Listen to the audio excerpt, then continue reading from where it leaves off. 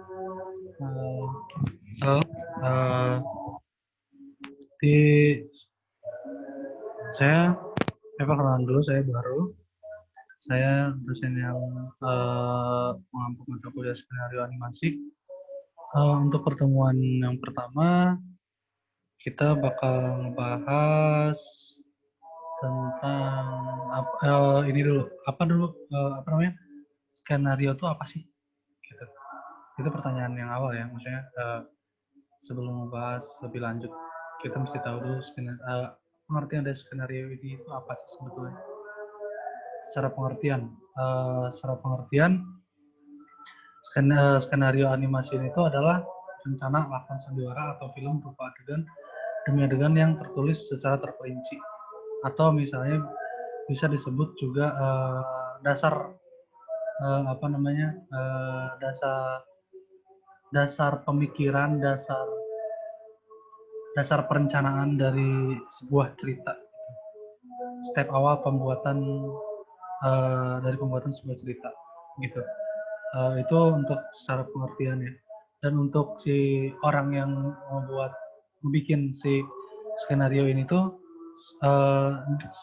biasanya disebut sebagai script writer. Nah di sana dia bakal apa namanya kayak riset tentang misalnya eh, kejadian apa, atau misalnya suatu cerita yang memang itu bakal menarik untuk diangkat menjadi sebuah film, dan itu ada beberapa pos yang memang apa namanya disesuaikan dengan apa namanya dengan kehidupan sehari-hari, atau misalnya fiksi atau apapun itu yang menarik gitu. Uh, untuk apa namanya kayak si skenario itu tidak hanya untuk film aja sih sebetulnya. Dia skenario ini juga penting untuk apa namanya pembuatan seperti iklan, film pendek gitu, atau animasi, atau misalnya apa namanya yang berkaitan dengan apa namanya pengolahan pengolahan video atau video yang memang misalnya bercerita di situ, untuk menyampaikannya bisa lebih terarah. Dan untuk setelah skenario ini dibuat, itu bakal ada namanya storyboard. Storyboard itu untuk lebih memperjelas si skenario yang telah dibikin gitu.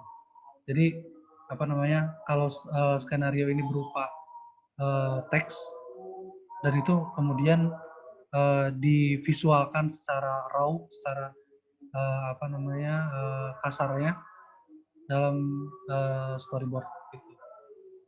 Kemudian untuk film animasi, proses selanjutnya adalah penulisan skenario, adalah penggambaran storyboard, pembuatan art cover, art konsep, karakter and environment modeling, staging, animation, serta diakhiri oleh proses compositing dan editing. Nah itu untuk pembuatan animasi ya, di mana posisi si skenario ini seperti apa sih gitu. Nah seperti ini. Nanti setelah apa namanya setelah pembuatan skenario, kemudian ada pembuatan storyboard, art konsep, karakter, dan lain-lain. Ini disebutnya di sini storyboard. Ini gambaran kasar dari sebuah cerita.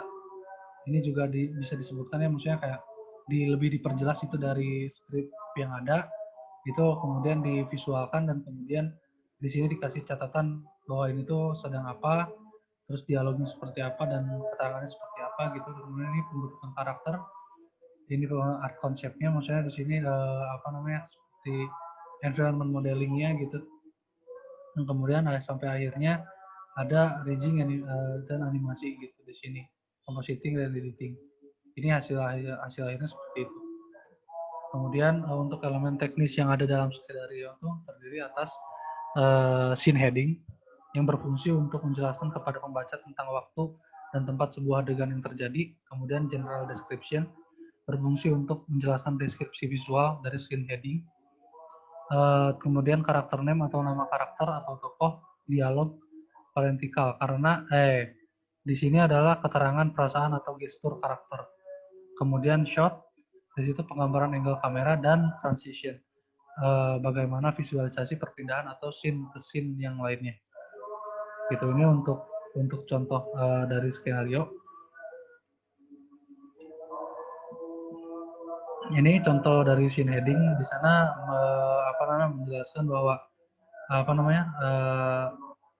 tempatnya, waktunya, gitu, dalam sebuah adegan, gitu. Itu koridornya, koridor ini tempatnya seperti ini, waktunya seperti ini, gitu. Terus kemudian general description. Nah, ini untuk menjelaskan scene heading.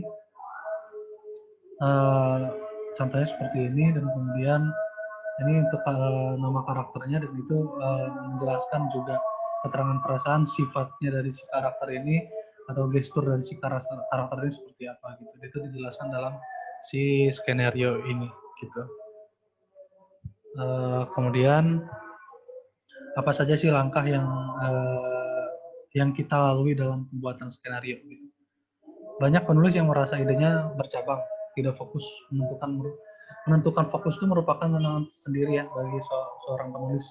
Seringkali informasi yang disediakan itu terlalu banyak, sehingga cerita berantakan dan tidak fokus. Itu sangat sering banget terjadi.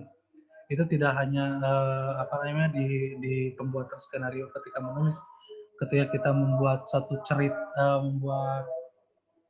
ingin membuat gambar pun itu bahkan akan seperti itu, gitu. Ketika otak kita bercabang, pemikiran kita bercabang, ide kita bercabang, itu bakal malah jadinya kita bakal kemana-mana, gitu. Nah, itu untuk gimana sih untuk menjaga fokus cerita ide dari awal ini seperti apa? Kita harus menentukan premisnya, sinopsisnya, treatment, sama naskah. Nah, itu saling berhubungan ya. Ini tuh mesti berurutan, gitu. Kita membuat premis dulu, sinopsis dulu, kemudian sinopsis, kemudian treatment, dan kemudian naskah.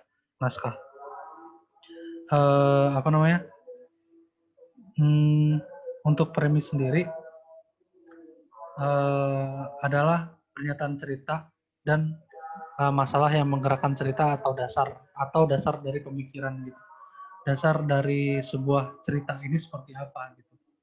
Jadi kayak spotlight dari cerita ini itu seperti apa, gitu. Cerita umumnya dari semua misalnya dari semua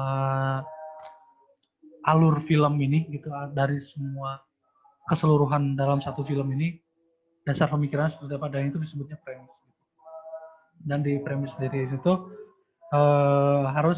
premis ini harus menjelaskan sesuatu dengan sederhana dan jelas, gitu, dengan menyampaikan sesuatu dengan sesederhana mungkin. Karena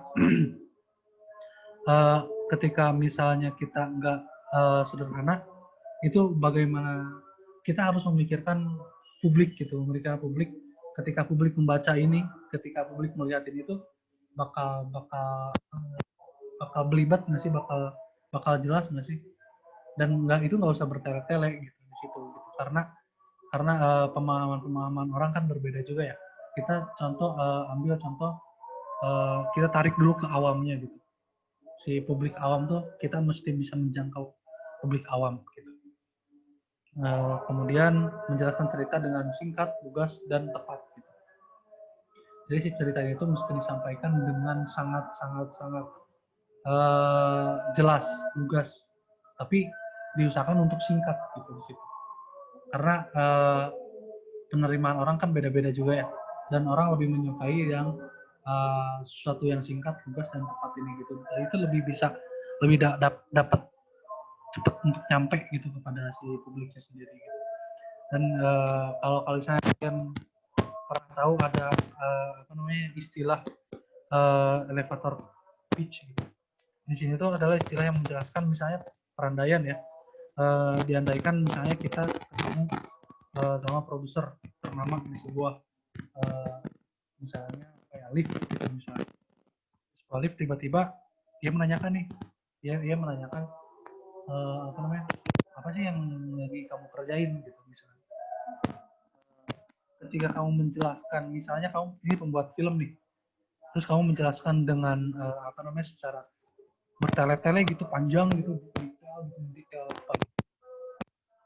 detail itu bakal apa namanya, di penjelasan yang bertele-tele itu tuh bakal kemungkinan besar tuh akan membuat tidak tertarik si yang dengar. Sementara di beberapa detik kemudian nanti dia mesti ke kantornya, keluar lift gitu. Kamu nggak bisa menjelaskan itu secara detail. Dan kamu mesti singkat, secara singkat, lugas, dan ya tadi jelas, tepat gitu. Kamu mesti menjelaskan itu secara itu gitu, karena biar mereka juga langsung apa namanya, langsung kayak oh nangkap gitu isinya seperti apa, oh seperti ini, oh gini gitu. Nah, kemudian di dalam premis itu premis sendiri itu terdapat 3 unsur ya. Di situ ada karakter dan atribut, aksi dan tindakan, situasi yang terakhir. Ini saya akan memberikan contoh premis dalam sebuah film.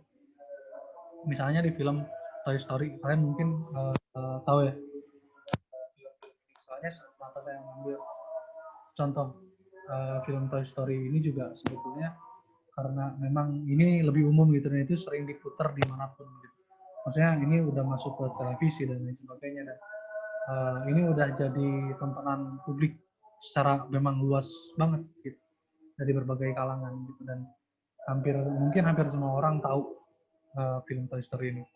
Nah, untuk premis dalam film ini itu adalah sebuah boneka koboi kesayangan pemiliknya yang merasa terancam dan cemburu dengan kedatangan mainan astronot. Nah ini, nah dia menjelaskan premis dari sebuah film Toy Story, dan itu digambarkan secara memang yang tadi saya sebutkan, itu mesti jelas, singkat, tepat gitu. Gambarin kalau si koboi ini gitu. Dan si apa namanya, si ceritanya tuh permasalahan itu ya ini, dia apa namanya, kesayangan memilikinya terus cemburu karena ada mainan baru gitu. Di situ dijelaskan ini tuh adalah kalau misalnya bilang bakal seperti ini. Contoh keduanya adalah Finding Nemo. Nemo itu adalah seorang ikan badut menantang marah untuk mencari anak Santo ya, diculik oleh seorang penyelam terkenal. Ini juga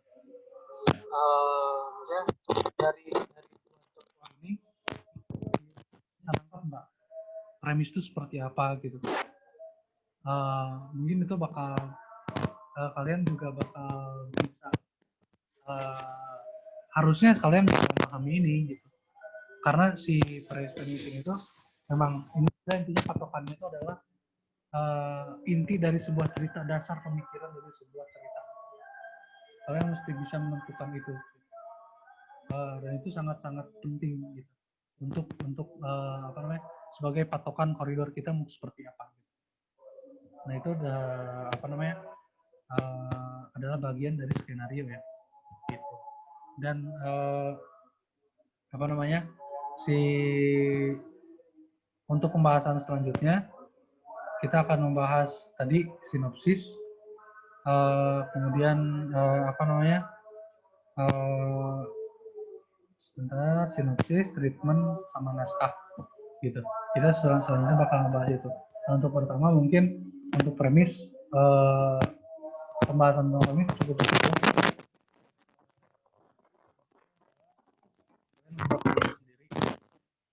Dan mengidentifikasi premis dari berbagai film kayak apa, kalian memikirkan sesuatu boleh cerita fiktif, berdasarkan nyata gitu atau apapun itu, kalian membuat sebuah, misalnya kalian pikir kalian tuh akan membuat sebuah film, dan kalian harus memikirkan premisnya itu seperti apa. Nah itu coba kalian tuliskan nanti, dan kalian juga mesti itu tadi yang tadi saya sebutkan, kalian mesti mengidentifikasi premis-premis dari film-film yang udah ada, seperti apa nih premisnya di film ini gitu. Dan kalian harus menjelaskan ini secara yang tadi saya sebutkan, singkat, tugas, dan tepat gitu. Jelas gitu. Sekian untuk pertemuan pertama. Nanti tugasnya bisa dicek di link. Makasih.